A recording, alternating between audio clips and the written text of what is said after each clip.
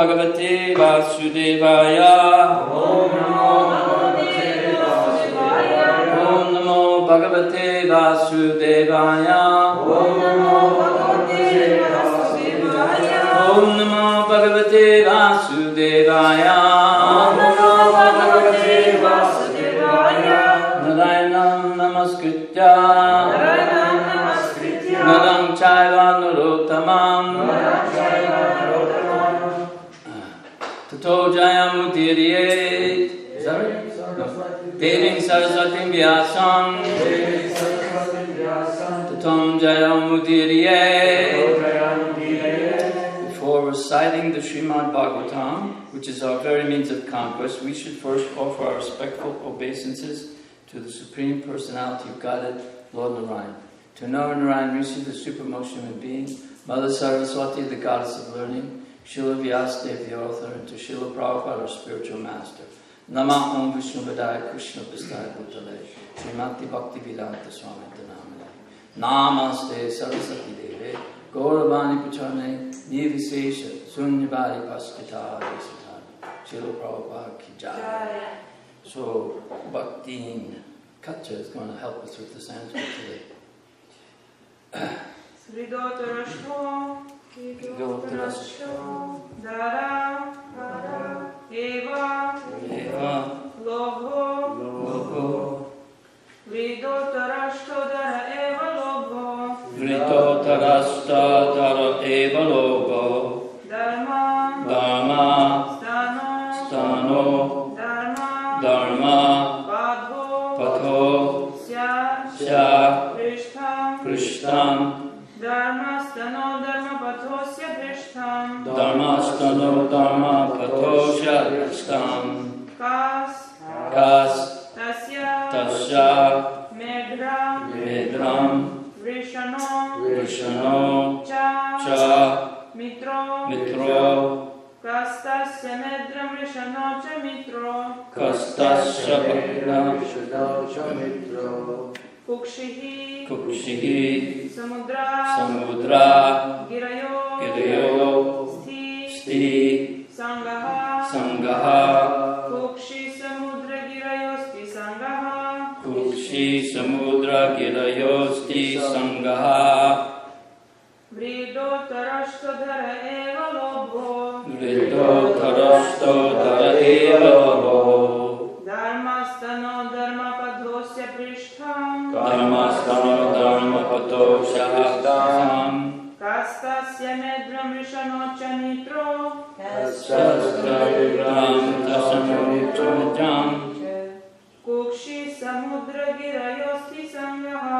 Kukshi Samudra Girayo Sti Sangaha Vridotarashto Dhara Eva Lobho Vridotarashto Dhara Eva Lobho Dharmastano Dharma Padosya Prishtham Dharmastano Dharma Pathosya Prishtham Kastasya Medram Vrishano Cha Mitro Kastasya Medram Vrishano Cha Mitro Kukshi Samudra Girayo Sti Sangaha Kukshi Samudra Girayo Sti Sangaha Vridotarashto Dhara Eva Lobho Vridotarashto Dhara Eva Lobho Dharmastano Dharma Padosya Prishtham Dharmastano Dharma Pathosya Prishtham Kastasya Medram Vrishano Cha Mitro Kastasya Medram Vrishano Cha Mitro Kukshi Samudra Girayo Sti Sangaha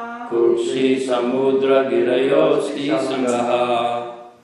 Someone else?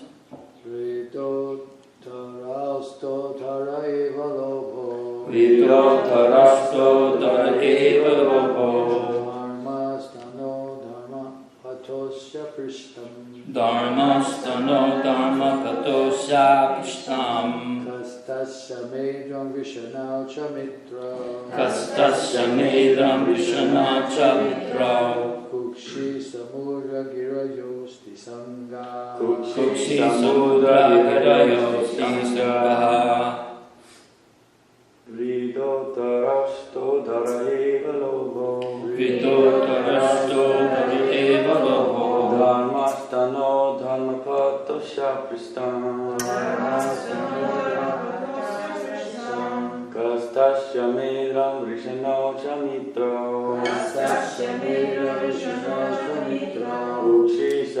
samudra girayosti sangha. Kukshi samudra girayasti sangha. Bhakta, you want to go? Vridotarashtadara eva logo. Vridotarashtadara eva logo. Dharmastano dharmapatosya prishtam. Dharmastano dharmapatosya prishtam.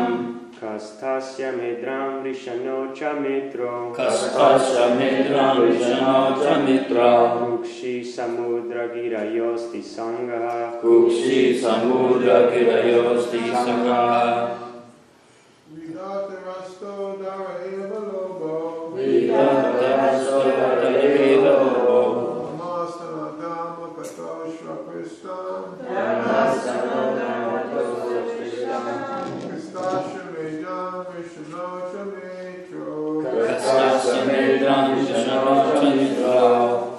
Kukse samudra giryos sti sangaha. Kukshi samudra girayosti sangha. The ladies.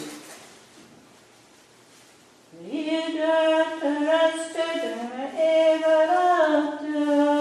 Vidatarasto dara eva logo. Dharmastano dhamapatosya kristam. Kastasya medam rishano cha mitra.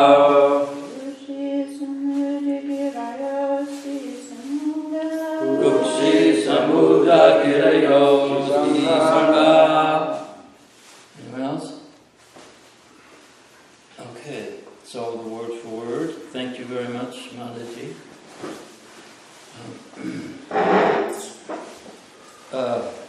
Vrida,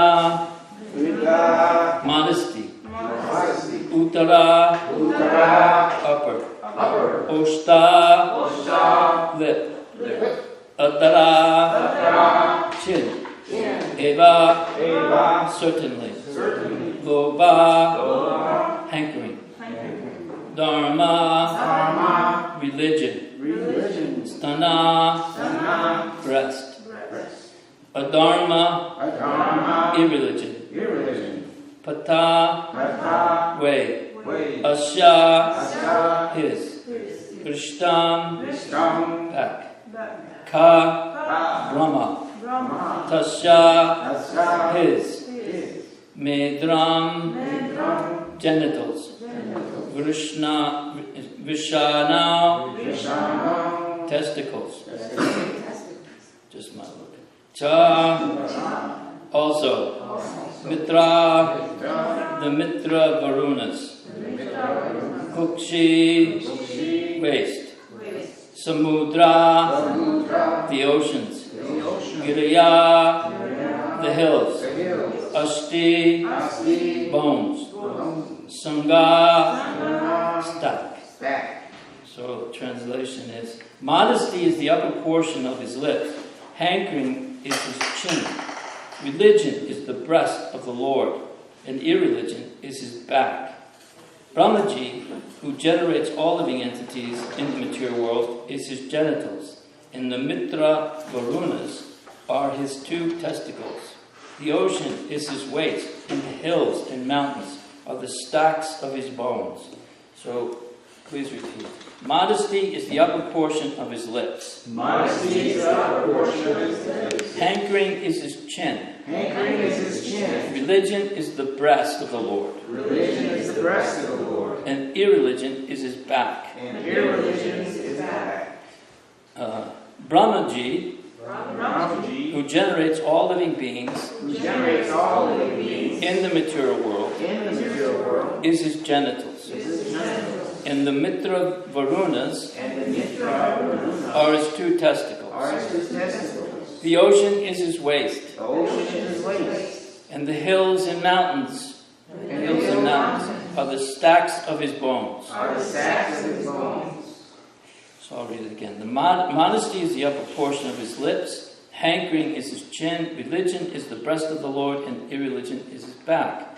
Brahmaji, who generates all living beings in the material world, is his genitals, and the Mitra Varunas are his two testicles. The ocean is his waist, and the hills and mountains are the stacks of his bones. I just remembered when I was reading this that today's, on one calendar, it talks about Janu Muni. It's a pastime with him, so because it has to do with water, so I just remembered it. So I'll try to, this is the short story, I'll tell it at the end of the class. Purport. The Supreme Lord is not impersonal, as misconceived by less intelligent thinkers. Rather, he is the Supreme Person, as confirmed in all authentic Vedic literatures. But his personality is different from what we can conceive. It is stated here that Brahmaji acts as his genitals and that the Mitra Varunas are his two testicles. This means that as a person, he is complete with all bodily organs, but they are of different types with different potencies. When the Lord is described as impersonal, therefore, it should be understood that his personality is not exactly the type of personality found within our imperfect speculation. One can, however, worship the Lord even by seeing the hills and mountains, or the ocean and the sky, as different parts and parcels of the gigantic body of the Lord, the Virat Purusha. The Virat Rupa is exhibited by Lord Krishna to Arjuna. Let me say that again. The Virat Rupa, as exhibited by Lord Krishna to Arjuna, is a challenge to the unbelievers. Om Gyantam Baramdasha Gyananjana Savarana Tapsorum Jamjena Tazvaji. So, what's even more of a challenge for the non-believers and unbelievers is there's a couple of pastimes in the 10th canto which Krishna also exhibits a universal form. The first one happens. He's just probably there for a few months because he's still crawling in Vrindavan, that is. And this demon sent by Kamsa, his name is Trinavarta. He's a great whirlwind, and he creates this huge tornado, and the wind is blowing so harshly that it's kicking up all the sand and it's blinding everyone's vision. And it becomes very dark, like when a tornado is, the skies become very dark. Actually, they become like a grayish green color, if you've ever been in a tornado. And then it becomes very black. And so everything's blowing everywhere. And Mother Jasoda had put Krishna down because he had been getting sort of heavy. So she put him down for a few minutes, and then the storm comes and she can't find him. She can't even see because of the dust. No one can see. And so this Trinavarta demon inside the whirlwind has picked up baby Krishna and put him on his shoulder and starts to fly up into the sky. But the infant Krishna becomes heavier than the heaviest, like a heavy mountain on his shoulder. And he's struggling, and then it's described that Krishna puts his arm around his neck and starts choking him. And finally this demon Trinavarta just falls, smashes to the ground. Then when the dust settles, everyone sees baby Krishna sitting on the body of this great asura, this great demon. And before this, Mother Jasoda, when everything was just getting back to normal, she couldn't find Krishna, so she was frantic. She was just like a cow that had lost her calf, and she fell down in great grief. And then when she saw Krishna, her baby, her maternal affection, she became overwhelmed and with this affection, and she picks him up, takes him to a private place, and begins to breastfeed him. When she opens his mouth, she sees all the oceans, all the planets, all the stars, the luminaries in the sky.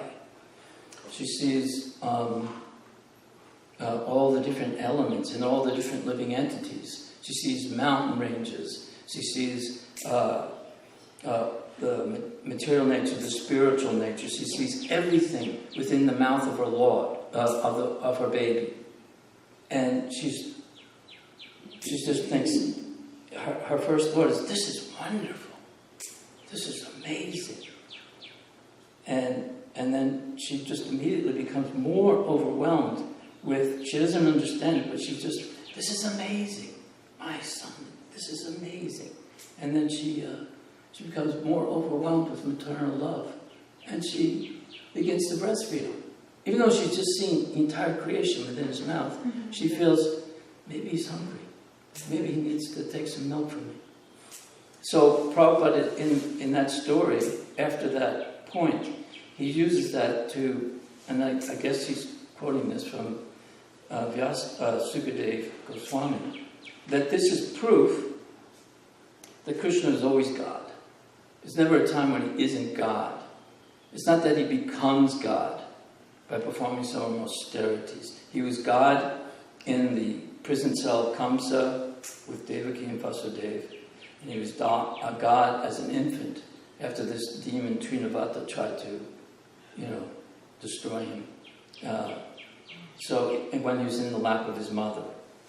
So after some time, then Krishna, and Balaram begin to grow, and now they're like toddlers, and they're very, very mischievous.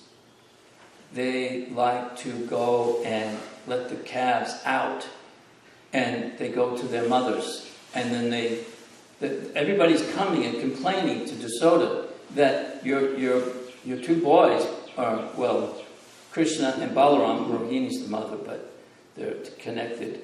Those two boys are so naughty, they let all the calves out, and then they get with their mothers and they drink all the milk, and we have no milk. They've taken all the milk. And then they find our stock of yogurt, butter, and milk. And they steal it. They take it. And then they start to feed it to monkeys.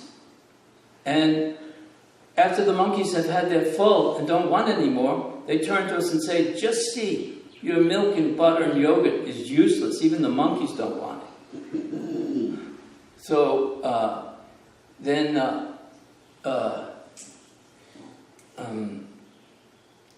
then they say, well, we try to make it even more difficult for them to get it. We bring it way up high, and then they make stacks of, whatever, and climb up, and still they get to it, or they break holes in the pots. And in this way, they're creating great havoc. And so then we hide it in a dark place. But because of all the jewels and ornaments you put on them, they have an effulgence, and they can see in the dark. And meanwhile, this whole time, Krishna is sitting there, smiling very beautifully, listening to the ladies complain. And she's saying, what should I do? And I'll take off his jewels so he can't see them. He can't see in the dark. And then the women are looking at Krishna and they say, that's okay. Actually, he seems to have some natural effulgence anyway, that he could still see in the dark. So, it's going on like this, and sometimes they do other things, create some other messes there. And they're very, very busy, misbehaving. And at one point, they're playing, and the boys become angry with Krishna, including his brother Balaram, and they go to Mother Jasoda and they complain that Krishna's been eating clay. He's been eating dirt. So Mother Jasoda goes to him and says, well, is this true? Are you eating dirt? He said, no, they're all angry with me. That even my own brother, Balaram, he's angry with me. And they're just making these stories up, trying to get me in trouble. If you don't believe me, look in my mouth. So she opens his mouth, and again, she sees everything. And this time her attitude is different than the first time where she was just totally amazed, in awe, and just what a wonderful thing she was seeing. This time she starts to think, what am I seeing? Am I becoming deranged? Am I becoming mad? Am I dreaming? Is this some illusory trick? Or maybe he knows some mystic tricks and he can create this mystic illusion. She's meditating like this. And but then she starts to think very, very philosophically. She starts to realize that all of this is part of the illusory energy of the Lord. And in this illusory energy, Lord, I'm falsely thinking, my husband is Nanda Maharaj, and my son is Krishna. And Nanda Maharaj has all this property, and all these people are subjects. This is all an illusion. And she starts to offer her respectful obeisances to the Supreme Personality of Godhead. And she starts to philosophically think that there's no way that the materialists can ever understand Krishna with their gross knowledge. Only through the bona fide scriptures could they begin to understand. But even then, intellectually, it only takes you so far. Krishna is only realized through bhakti. You need to use your intelligence. We need to use our intelligence. Prabhupada said in the letter in 1972 that the intelligence is the closest thing to the soul. So if you understand this philosophy with your intelligence, you'll be fortified against the attacks of Maya. But still, intellectual prowess is not going to bring you to understanding your eternal relationship with Krishna. It is by pure devotion. As she's thinking like this, she becomes overwhelmed with her maternal feelings. And she again feels, I think he might need some nourishment. And she starts to breastfeed him. And she opens his mouth, and there again, so I already said that, yeah. So in this way, there's different people see the universal form in different ways. And they have different responses. There's another, in the Krishna book, it's not exactly the classic universal form, but Akrura does mention it. And he is taking Krishna and Balaram from Vrindavan. And you know the whole thing with the gopis trying to block him, and you know how upset they are. And so finally they get away, and now they've stopped at a river. It must be the Jamuna.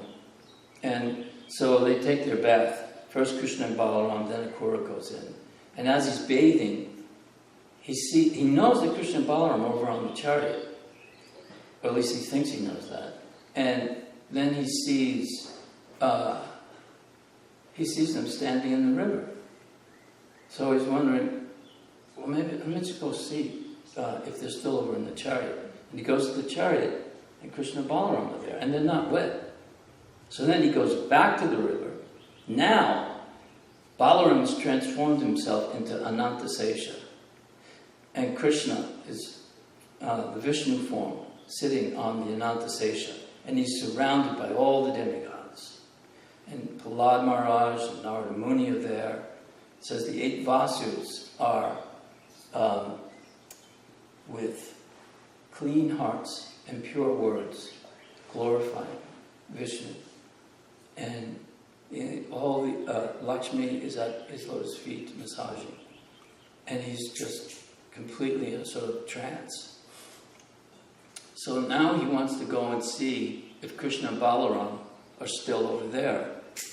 And as he leaves, then they exit from the river. So when he comes back, Krishna sees that Akrura has obviously had some very intense experience. And Krishna says, Akrura, have you seen something wonderful? And he says, all that is wonderful in the land, the sky, the water, whatever there is wonderful is all there in your Varata Rupa, your universal form. But now I'm standing before you, and all wonderful things are embodied within you. what more do I need than the darshan of your form? So in this way, different devotees, based on their relationship with Krishna, they have different reactions. Just like when Krishna and Balaram went into the wrestling match, everyone there saw Krishna in a different way. The wrestlers saw him as death personified. The ladies saw them as very beautiful, young, innocent boys that needed their protection. Kamsa saw him as death personified, or fear personified. I mean, he was completely, he was completely absorbed in Krishna 24 hours a day, but not in a good way. He was afraid of him, and he was envious of him, and he wanted to kill him. I mean, and the other thing I was thinking is that, just see that we think, well, now that I've come to Krishna consciousness, I remember in the beginning, coming sort of from the quote-unquote hippie sampradaya, you think everything is going to just flow. There's not going to be, you're going to have tranquil seas, tranquil water. But actually it's very turbulent. And here's the Supreme Personality of Godhead himself. Right from the very beginning, he's born in a prison house. He's an infant, and a nurse comes by the name of Putana. She offers her breast, and it's smeared with poison. She's trying to poison him. Trinavarta comes along. So many demons. It's a demon a day. Sometimes it's 3 that he has to deal with. So what to speak of the Supreme Personality of Godhead coming to the material world? If we're trying to come to Krishna within the material world, we're going to be faced with obstacles by the material energy, by the material nature. And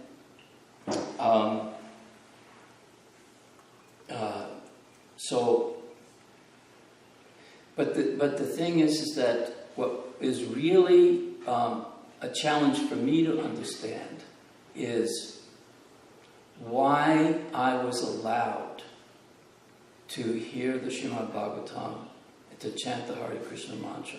Because it's stated that only after performing tremendous penances and giving in charity and studying all the Vedic literatures are you qualified.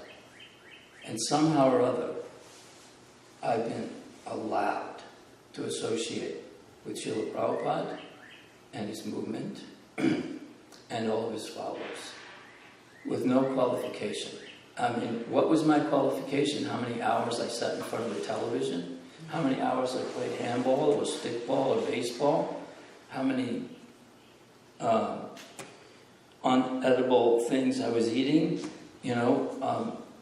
Yes, my parents were very strict Catholics, but that only takes you so far. We were growing up in the 50s and the early 60s.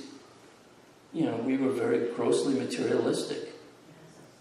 Intoxication, encouraged to have illicit connections, eating meat, all of these things. What was our qualification? And I had a really intense experience back in the late 90s. I was traveling, selling paintings for one of the devotees' painting businesses. And I used to drive around various cities like Houston. And I stopped at the Houston Temple one day. And in the afternoon, I was reading the Bhagavatam. And there was an Indian woman there. And we struck up a conversation. And she asked me if I had ever met Prabhupada. And I said, yes. And then she explained to me her story. She said, first of all, she grew up in basically a Vaishnava family in India. And when they would go on vacation, they would go on a pilgrimage. And they were strict vegetarians her whole life. She knew about chanting Hare Krishna. She would go to various Krishna temples. I wouldn't necessarily say that she was in our kind of Siddhanta, but she understood it. And she came to America the same year as Prabhupada. And she knew that Prabhupada, I think she was in New York, but it could have been Boston. and she heard about Prabhupada, and she wanted to go see him, but all of her friends told her, no, you can't go. He's just surrounded by a bunch of hippies. They're all on LSD and marijuana, smoking drugs and who knows what else. You don't go there. Don't. He's associating with malechas. So she was afraid to go and visit him. So she never went to see him, got his association. Not until after Prabhupada left the planet, she came in contact with devotees, and then specifically with Tamal Krishna Maharaj. And she began to then read about Srila Prabhupada and the Lilamrita, studying the books, seeing the devotees, understanding what she missed. And I'm thinking to myself, why did I get his association and she didn't? Although she's having his association now through his books, through his followers. But why did we get it? Why did I get it? She was much more qualified than I was. And I started to think that's actually because Prabhupada came for the most fallen. That was our qualification. Our qualification is, at least for myself, I was extremely fallen. And I'm still just aspiring to become a devotee. I can't say that I've reached the level where I can say I'm a Vaishnava. It's a pretty lofty thing. But at least I'm, making a go at it to try to do it. But when I heard her story, it put things in perspective for me, and I realized just how fortunate I am. I try to remind myself of this. It's not easy to always remember that I'm very fortunate. But her story brought it home to me. It made it so clear that we got the mercy. And she was, I wish, I don't know what came over me. In other words, she was basically saying the illusory energy covered me and kept me from going to see the Prabhupada. She was very regretful, but she was now taking full advantage of associating with Prabhupada's movement. So in any way, like that, I sort of veered off onto it because it was mentioning that there was a challenge. The Varata Rupa is a challenge to the non-believers. So sometimes I'm challenged to why I should be in Srila Prabhupada's movement. Why did I get his association? Why did he accept me as a disciple when that woman didn't get it? But these other pastimes where Krishna's revealing his universal form, the reaction, like with Arjuna, he didn't like it. He thought it was, I don't want to see this anymore. And there's parts of the universal form that are described in the Bhagavad Gita that aren't described in the Krishna book. It's different. So according to the devotee, they get different views of the universal form. And the first time, Mother Jasoda thought it was amazing. It was, this is amazing. And she immediately became overwhelmed with maternal affection. And the second time she started thinking philosophically. And she still became overwhelmed with maternal affection. Akura, he just realized that he was so fortunate just to see the two-armed form of the Supreme Personality of Godhead, because everything that's wonderful in the universal form is in that form.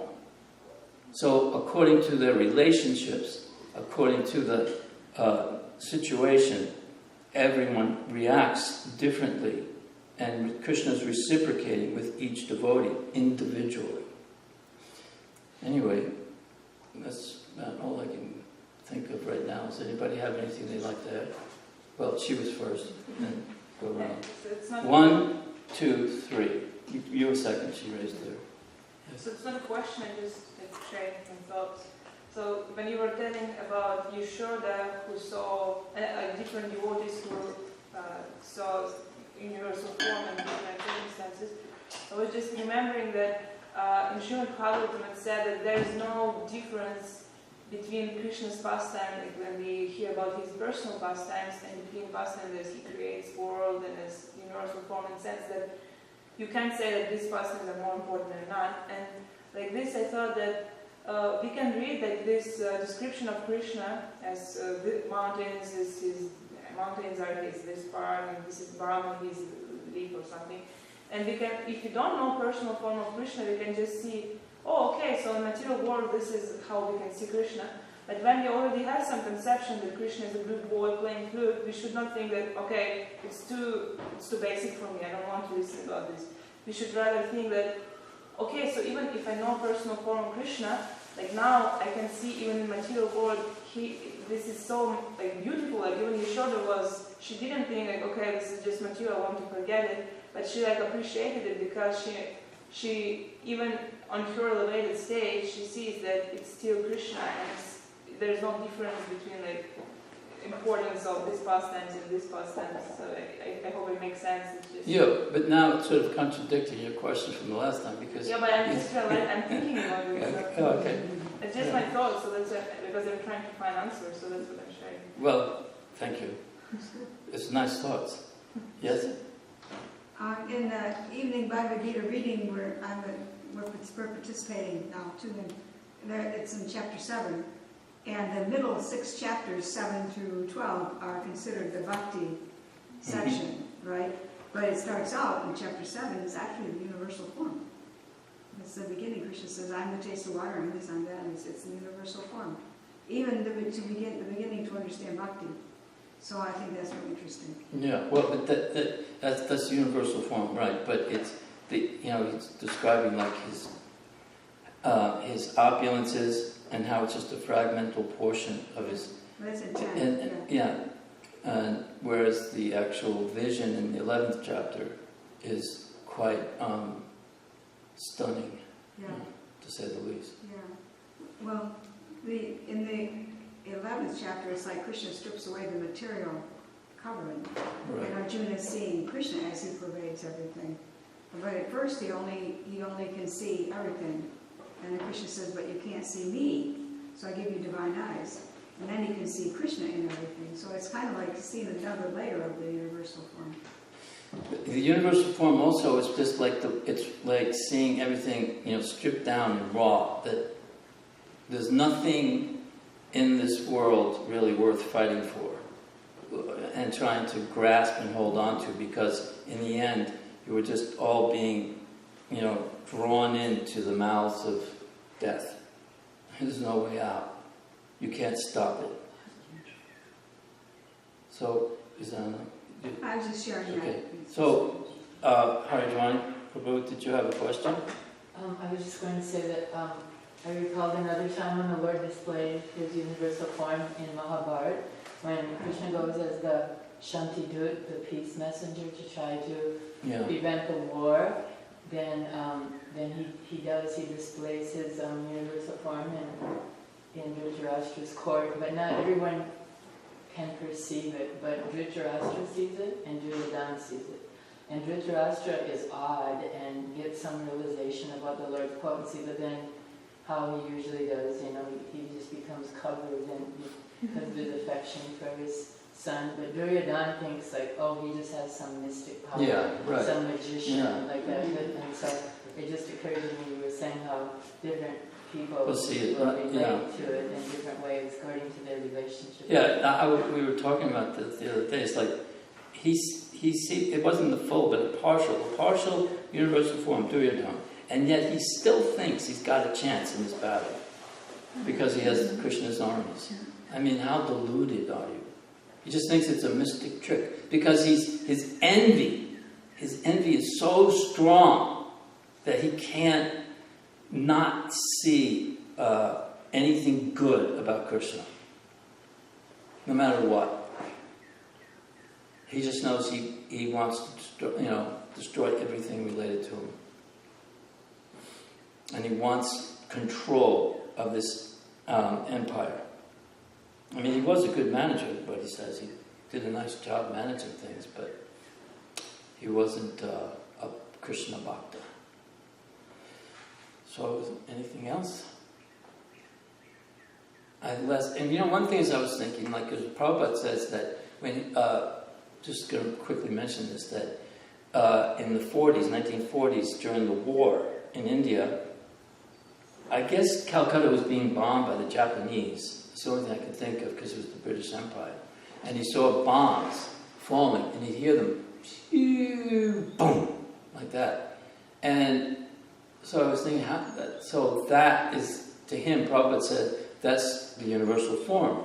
So when, in 2005, Vyasa Puja Day, after we had a really nice Janamastami ceremony, when I woke up, I was getting ready to go into New Orleans to do the gallery, and they had said the night before that Katrina was headed up the coast of Florida and hitting the Panhandle.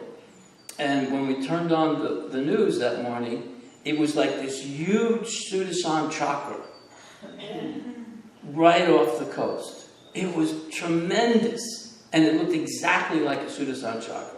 Had a little hole in the middle, the eye, and it slammed. The eye came right over Picayune where I was living. We walked out into the eye. It was like 2.5 hours long. I mean, it's a big storm. And everybody kept saying that the back end was going to be worse than the first. And I thought, oh my God, it can't be worse. Because the place looked like, where I lived, it looked like a bomb had hit it. And there were even worse places. Like later, I mean, we didn't have any electricity for a long time. You couldn't see. But I remember trying to get into New Orleans to get to the gallery. And this was weeks later. And the old Highway 11? Or was it Highway 1 that goes across the other bridge, the old bridge? 11, yeah. So they had just put in a bunch of really nice condos in this one part right before the bridge. And it was just literally like you see scenes after the Blitz, you know, in London when everything had been bombed. Everything was just crushed, totally crushed. I've never seen that kind of devastation before. Piles and piles of TVs and rugs and chairs, whatever was left. Everything, didn't matter what kind of building you had. It was crushed. Because they got hit by the surge, the water. So that was like seeing a part of the universal form. It was really quite impressive, to say the least. But what I had done, I couldn't leave because I had run into the city to get all our inventory out. And by the time I got back, it was too late. The highway was like completely, you were just at a crawl.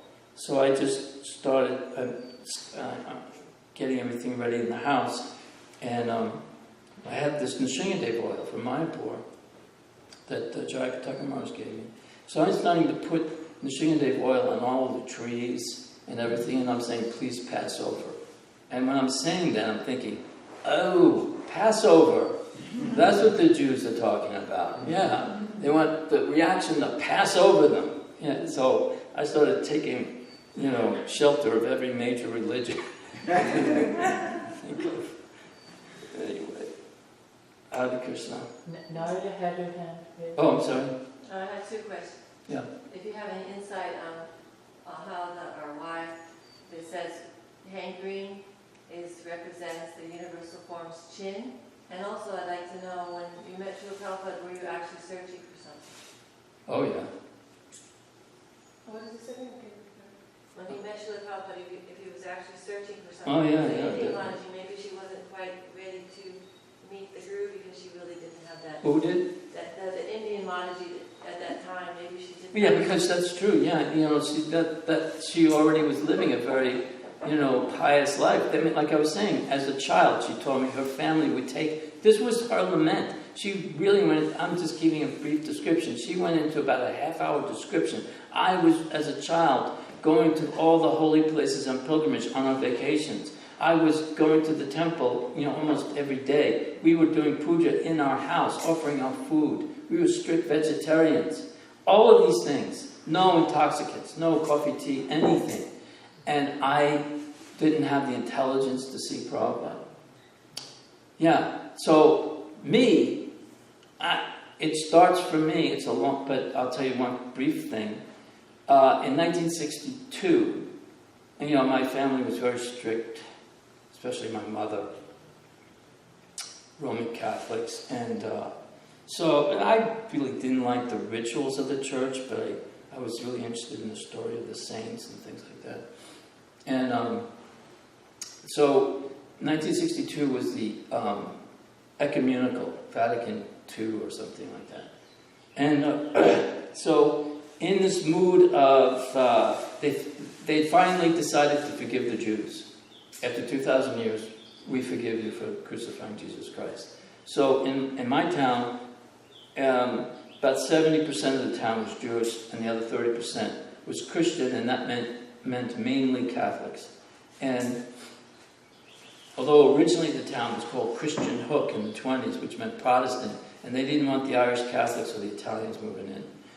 So they burnt down our church several times, and we built an underground church. And eventually the Catholics took over St. Anthony's. And and they even did these replicas of the catacombs and so on. It was really neat. So this rabbi came to speak and give the homily one Sunday, and he started talking about how in Judaism, only the purest rabbi, only one rabbi, the purest of the pure, can know the name of God. Because the name of God is so powerful that only the purest of the pure can know it. And before he dies, he passes it on. And all that time, my memory, I get in a lot of arguments with lots of people about what is the doctrine or the Siddhanta of the Catholic Church.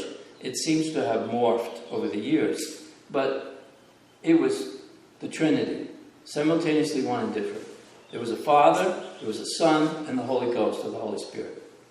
But we didn't know the Father. They're all one in love and purpose. We didn't know the Father. He was a faceless old man.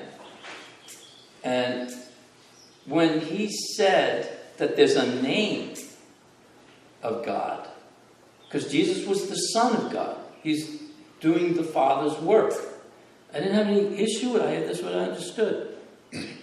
I thought, I'm going to find out that name. So I was on a mission. Also, another thing happened. I was really into history. So I was always thinking, wow, this place, these things happened. And I always wanted to live at a time when something really historic was about to happen. And I saw this movie called Barabbas with Anthony Quinn. And I don't know if you know the whole story of this. But Barabbas was a thief. And he was actually kind of revolutionary. He was trying to overthrow the Romans in his own, criminal way. And he was also a hedonist. And he had contact with Jesus.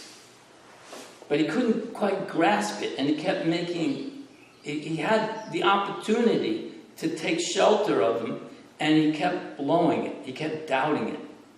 And after I came out of that movie, I thought, if I was alive then, I wouldn't have allowed any kind of peer pressure to stop me. I'm going to take two. I would have cast everything aside, and I would have surrendered if I had actually realized it. Because if you get the sense that Barabbas knew, he saw his girlfriend being stoned because she had become a Christian. And still, he couldn't quite pull the trigger. And he ends again a long, complicated story of suffering. Not till the end does he get it. I'm thinking, I'm not going to be afraid. I'll do it. So that was always in my background. And then when I saw the devotees, and at that time also, on top of that, I think everybody, not everybody, but most of us at that time,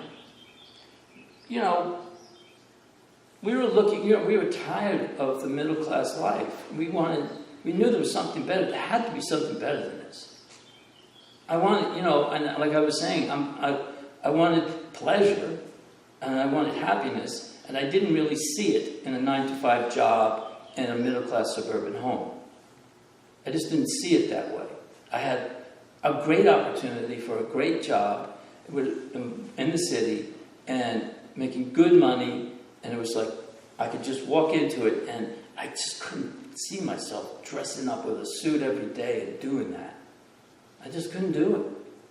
So I was always looking for something better. And so, I mean, all those concomitant factors were there. And I was kind of strange, too. My family, I didn't, by the age of 6, I thought, I don't belong with these people. I really did. And they knew it. I didn't like the way they ate. I didn't like the smell of coffee. I didn't like the smell of bacon and eggs. I didn't like ham. I did eat steak. But most roast beef I hated. I hated all of that stuff. Cold cuts, hot dogs, I hated it. I hated the smell of it. And I just thought I was weird. So I don't think most devotees that I've spoken to had similar paths. Anyway, that, maybe I spoke too much. Okay. Thank you. They say when the student is ready, the master appears. Yeah. Yeah, but why me? Why us at that time? Because there were a lot of people in the 50s and 40s. They were like the Beat generation and so on. And Thoreau and Emerson, they were searching just as much as we were. But they didn't, unless they... But maybe not as intensely, who knows? Maybe. I'm just curious. Maybe they are in ISKCON. And maybe they are in ISKCON, that's right. Yeah, I've thought about that. Yeah. I heard a discussion about this recently, and one point that was made is that one who has bhakti can give bhakti. So obviously Prabhupada had bhakti, so he was unlimitedly capable of giving bhakti to others. And that, another point was that we shouldn't think, and not that I think that you were proposing this, but we should never think that there's the famous story where Prabhupada was saying how the understanding is that if you come to this point, you've already, undergone this process of purification and this and that. And so then after Prabhupada made that statement, then the devotee said, but Prabhupada, how can that be, that I performed so many sinful activities even in this lifetime? And Prabhupada very forcefully made the point, I have made your good fortune. So Prabhupada has made our good fortune, but then, like in your case or in our case, we had to take it also. He was offering bhakti to so many, but then we had to take it. So that's what you did, because of your search and your, anxiety to know the truth. But not everybody is in that position that it's being offered, but they're not ready to take it. Yeah, but Prabhupada said different things at different times. I mean, he did say that I have made your good fortune. And he also said we were white aborigines. He said we had hearts like black coal, but under pressure they'll become diamonds. But he also said, my spiritual master has sent you to help me. He said things like that. He also said, like one devotee was saying, Prabhupada was speaking like this, and he said, how can that be, Prabhupada? Our backgrounds were so dark, so black. He said, that was simply superficial. I mean, I don't think like that. I know I was black. I know my heart. But, Prabhupada's a different... we can't understand these things. We just have to, try to... For myself, I have to constantly remind myself that I'm fortunate. Because I don't always think that way. Yes? It's so wonderful, Prabhupada. You're benefiting, and we benefit too by association with you and the devotees who were with Prabhupada. And Prabhupada was following his guru's orders. And then Namaste, Saraswati Devi, Gaura Vani Pacharine, Nevashesha Sunyavai Pacha Chaturni. He came for the Westerners to help the Westerners. Why this lady didn't benefit? I'm sure some Indian. That's what my conclusion was, is because he came for us. Yeah. He came for the most fallen. And the other way around, I don't think the movement would have been worldwide. So therefore, that really reinforced my sense of gratitude. Right. But my association isn't very valuable. Okay? You undersell yourself. Whatever I know from Prabhupada and my God brothers and God sisters. and the second generation as well. Okay, I think Thank you, Prabhu. we summed it all up. Hare Krishna. Is there a story that you want to tell our Oh yeah. So today, just as a quick one, today is what it doesn't say on one calendar, but it did on Desire Tree. His name is Janu Muni, and when the Ganga was being brought to earth, what's the person's name? Bhagirath. Yeah, he's bringing the Ganges, and it's really coming forcefully, and it's just sweeping up everything in its path. And he comes to Janu Muni's hermitage, and he sweeps up everything and takes his water pot. So this is a very powerful rishi, and he swallows the entire Ganga. So Bhagirath thinks he hasn't reached the point where his ancestors' bones or ashes are, so he goes and worships this rishi to release the Ganga, and then he agrees and he releases the Ganga, and therefore the Ganga is also known as Janavi. Janavi, the son of Janu. The daughter of Janu. The daughter of Janu. So that happened apparently on this day, that the Ganga was released from Janu Muni. Wasn't it that he swallowed the water and it was so devastating it was destroying? So Mother Ganga didn't want to come down to the earth because she explained to that her waters would just destroy everything. But when he swallowed the water, didn't the water come out of his ear? Oh, I don't know, maybe.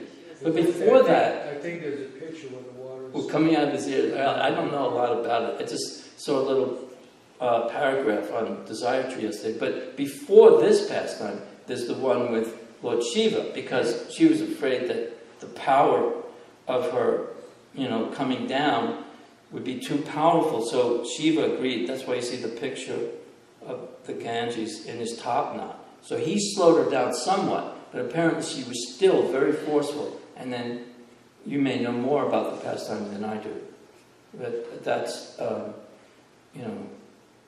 he also is involved. And then after coming out of him, she slows down even more. She's not as forceful as she was. I have interest because I remember reading where Prabhupada says swimming in the ocean is just as good as swimming in the Ganga. Yeah, Because in Hawaii I used to surf, I was always in the ocean. Mm-hmm. So it was significant. Yeah. When I was reading it, because at one time there was demons were hiding in the ocean, and the demigods were always chasing these demons to capture them. And so they were always unsuccessful. So the demigods trained this boy to become a great sage. So as a great sage, said when the demigods were chasing the demons and the demons went into the ocean, he asked that sage to swallow up the ocean. So when he swallowed the ocean, the demigods went in and they captured or killed those demons. And so they asked the sage to regurgitate the ocean, put it back. And he said, sorry, it's too late, it's all digested. So there was no ocean. So all the descendants of Lord Ram were trying to get the Ganga, then they all failed except for Maharaj Bhagirath. Because the Ganga said that if I come down to this planet, sinful men would bathe in my waters, and I'll become so polluted. And so, and she didn't want to come because she said her waters would be very devastating. So when the descendant Bhagirath came to do the austerity to get the Ganga, he promised Mother Ganga that Lord Shiva would come and catch the waters on his head, and he assured her that when you become contaminated, pure devotees will come and bathe in your waters and you'll purify. So there was a comment that's why pure devotees are so powerful they can purify even the Ganges by bathing in it. So then anyway, the Ganges went in and, once again the oceans were filled up. I never heard that. That's amazing. That's incredible. Because I lived about 10 minutes from the ocean, and some parts of our town was canals and stuff. People all had boats, so we were always in the ocean all the time. Not as the Atlantic, not the Pacific. It was different, but I didn't realize that. And that was actually the hospital I was born in. Here's the ocean, here's a beach, here's a boardwalk, here's a highway. That hospital, I was born right on the shore of the ocean.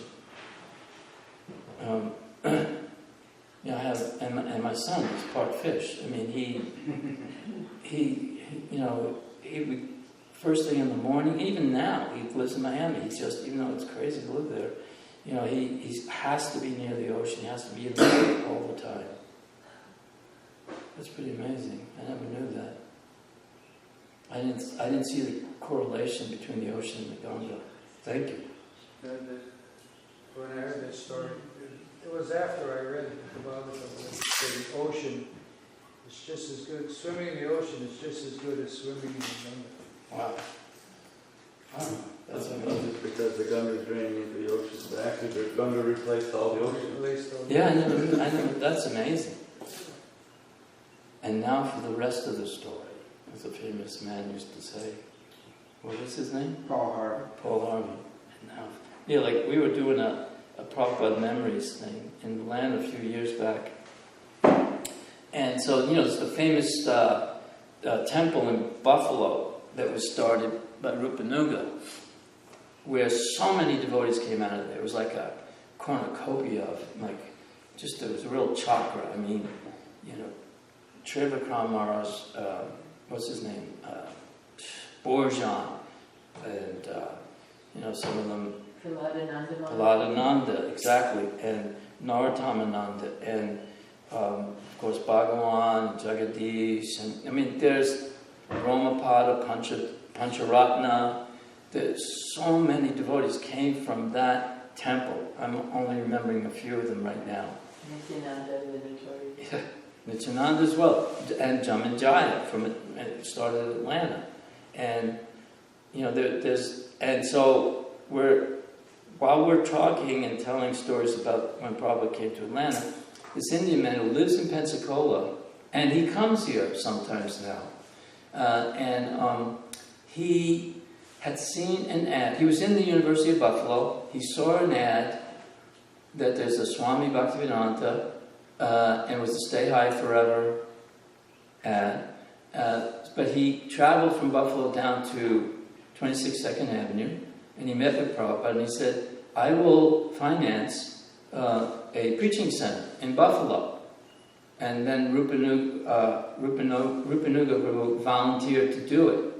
So here, all these years, we didn't know that there was this Indian man who came down from Buffalo. He was a student at the University of Buffalo, and he donated the money and pleaded with Prabhupada to please send some of your disciples up to Buffalo. And that's how that whole thing happened. I mean, there's dozens of people that came out of that temple. I know there's some people I'm forgetting right now that are really important. Kumari, who was married to Nityananda. Was Ramacharya? No, he was in Reed. Yes? Okay. Prabhupada said to someone, he says, don't forget that this whole movement was started on the chanting of the Hare Krishna. Krishna mantra. Hare Krishna, Hare Krishna. Krishna, Krishna, Hare Hare. Hare Ram, Rama Rama, Hare Hare. Srila Prabhupada ki! Mahamantra ki! All the assembled Vaishnavas ki! Thank you very much. Hare Krishna. Now let's go to